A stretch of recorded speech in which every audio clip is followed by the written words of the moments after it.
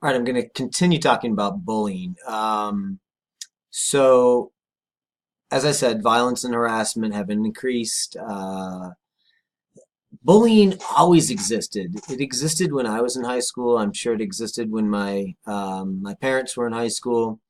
Um, but as I was saying, you could at least escape it. But our youth can't escape it today. With the world immersed in social media, it comes at them from all sides. So we know some victims withdraw, they become depressed.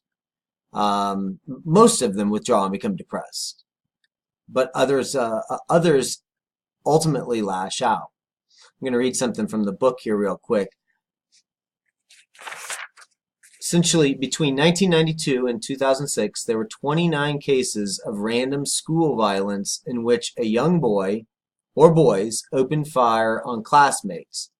All 29 were committed by boys, contrary to many stereotypes.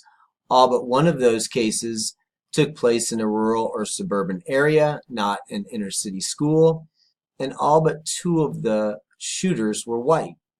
Yet, we seem to not pay attention to that phenomenon as being one, gendered, and two, certainly based on a certain race. White boys are acting out. Kimmel made reference to high school being the ultimate proving ground for many of the gender norms that boys and girls ultimately have to accept. And these young boys, these young white boys that are walking into our schools and shooting up their classmates are not the boys that are accepted in these groups. These are the boys that are not accepted. Many of the school shooters were ultimately victims of bullying themselves. Um, they would be bullied, they'd go home, they'd contemplate what had happened to them, and then they would plan on how to get back at these people that were bullying them simply because they were different. Much of the bullying, as we read in the book, occurs because someone steps out of the appropriate gender behaviors. And the appropriate gender behaviors are anything that is androgynous. Many of us don't even understand our own sexuality until we get older. So if you're a young person and you haven't really shown an interest in one sex or the other, then you could be victim to bullying. And as I said, there's nothing worse than a young boy being seen as effeminate in our nation's gendered schoolroom, for sure.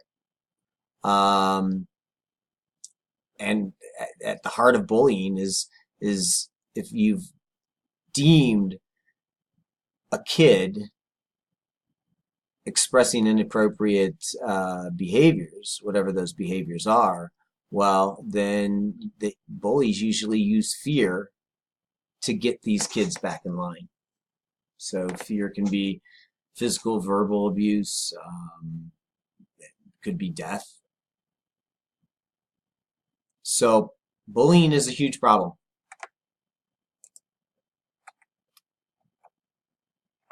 We also get to think of school as a gendered workplace.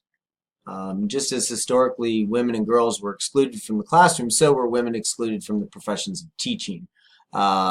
We talked previously about uh, teaching generally being a man's profession, and over time, women began to take over the roles in primary education, and so uh, kindergarten through 8th grade, essentially, you find a predominant number of women teaching, and then when you get into high school and post-secondary education, men have typically filled those positions.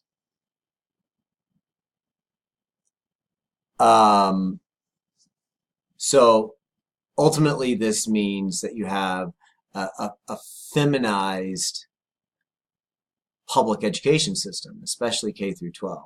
And um, we, in the end, blame the feminized public education system for producing effeminate boys and not allowing boys to appropriately be socialized as the masculine dominant group that they have historically been socialized to be. This, of course, this gendering of the workspace, it creates salary differences. 98% of kindergarten teachers are women, and kindergarten teachers are paid the least of them all. Women make up only 10% of faculty at high prestige colleges, less than half of every rank at all other colleges. So even though they're being more employed at the institutions of higher education, the prestigious institutions of higher education are still hiring mostly males. And of course, women outnumber men as adjunct lecturers and instructors, which, if you don't know what an adjunct instructor is, I'm an adjunct instructor, and you usually are hired class by class, and the positions do not come with tenure, they do not come with benefits, and they generally come with low pay. And as we've talked about earlier, men have dominated the administrative roles within the universities, and so fewer than 3% of all top-level administrators are women. This is very parallels with corporate America as well.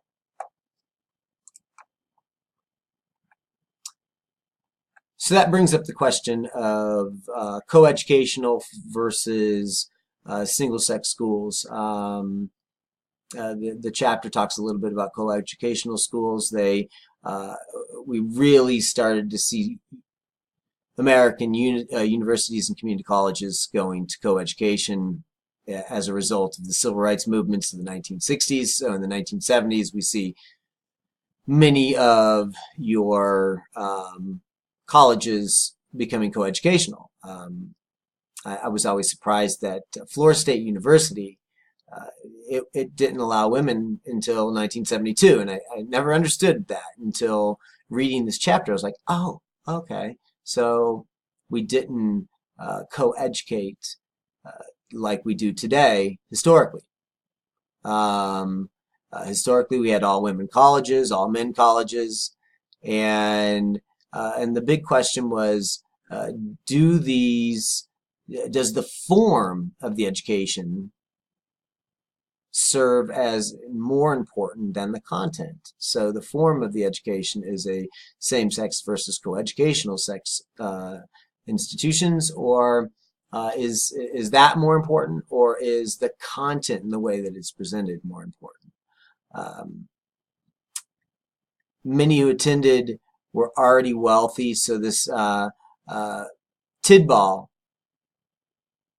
did some research on this and found that women that coeducational education was not as good for women as single-sex schools were. And as the book talks about, there's a lot of problems with Tidball's research.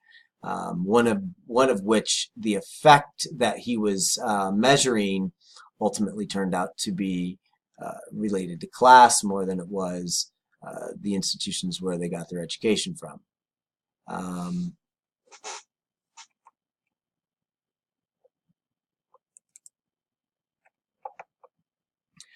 All male colleges, when we're arguing for all male colleges, higher scores.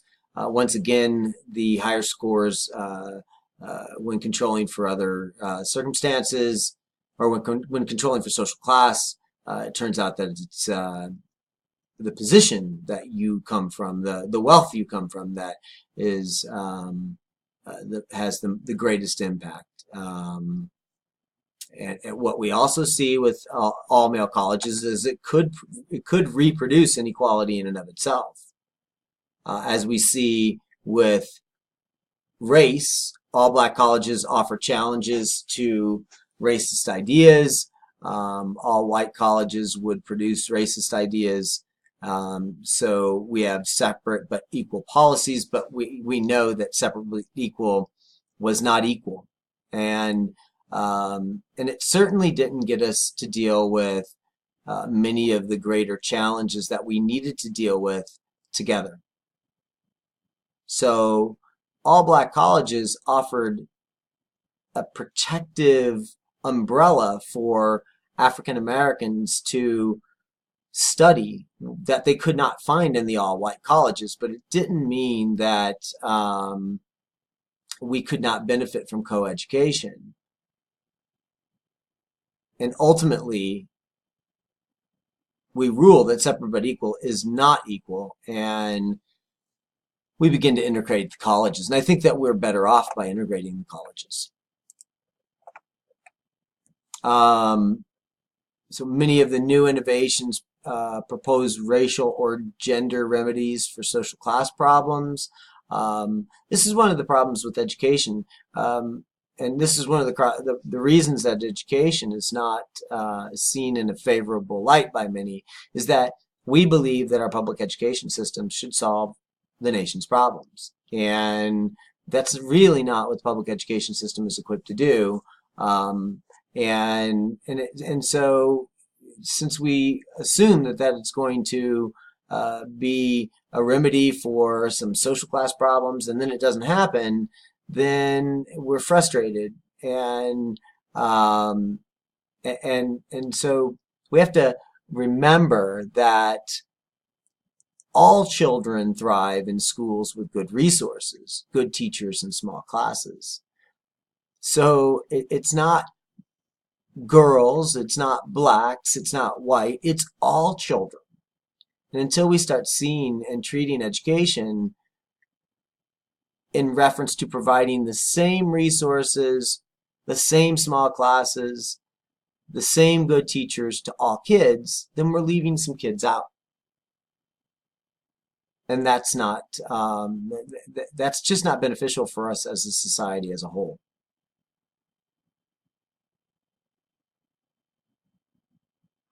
And many of these new innovations expressed the needs for the black community and ignored the economic pressures that impact families. Once again, if we're not paying attention to the whole life of the child, and we're doing research on them that's going to give us ideas on how to educate children in general, we have to be very aware of the outside influences that are impacting these children, and whether those outside influences might be the driving force of what we are observing in our studies, instead of thinking that it's one type of school versus another.